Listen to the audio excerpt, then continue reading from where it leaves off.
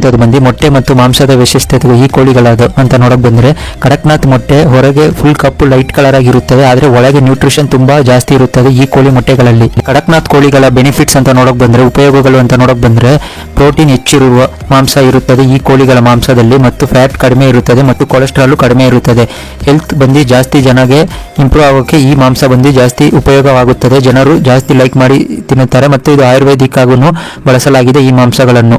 ನೀವು ನೆಕ್ಸ್ಟ್ ನೋಡುವಂಥದ್ದು ಬಂದು ಕಡಕ್ನಾಥ್ ಕೋಳಿಗಳು ಸಾಕಾಣಿಕೆ ಹೇಗೆ ಮಾಡಬೇಕು ಅಂತ ನೋಡಕ್ ಬಂದ್ರೆ, ಕಡಕ್ನಾಥ್ ಕೋಳಿಗಳು ಸಾಕೋದು ತುಂಬಾ ಈಸಿ ಆಗಿದ್ರೆ ಕೆಲವು ರೂಲ್ಸ್ ಫಾಲೋ ಮಾಡಬೇಕು. ಏನಂತ ನೋಡಕ್ ಬಂದ್ರೆ, ಮೊದಲನೇ ನೋಡಕ್ ಬಂದ್ರೆ ಈ ಕೋಳಿಗಳಿಗೆ ಬಂದು ಫಸ್ಟ್ ಮೈನ್ ಆಗಿ ಬೇಕಾಗಿರೋದು ಬಂದು ಶೆಡ್. ಒಳ್ಳೆ ಶೆಡ್ ನೀವು ಬಂದು ರೆಡಿ ಮಾಡಬೇಕು ಈ ಕೋಳಿ ಸಾಕಾಣಿಕೆ ಮಾಡೋಕೆ ಮುಂಚೆ ಬಂದು. ಮತ್ತು ಆ ಶೆಡ್ ಅಲ್ಲಿ ಬಂದು ಜಾಸ್ತಿ ಹೆಚ್ಚು ಕೋಳಿ ಬಿಡಬಾರ್ದು, ಅಂದ್ರೆ ಜಾಸ್ತಿ ಪ್ರಮಾಣದಲ್ಲಿ ಕೋಳಿನ ಬಿಟ್ಟು ಒಂಥರ ಸಫೋಕೇಶನ್ ಆಗೋ ತರ ಅದಾಗ್ಬಿಡುತ್ತೆ. ಗಾಳಿ ಹೊರಗೆ ಹೋಗಿ ಆಚೆ ಬರೋ ತರ ಶೆಡ್ ನ ಬಂದು ಕ್ಲೀನ್ ಆಗಿ ರೆಡಿ ಮಾಡ್ಕೊಬೇಕು.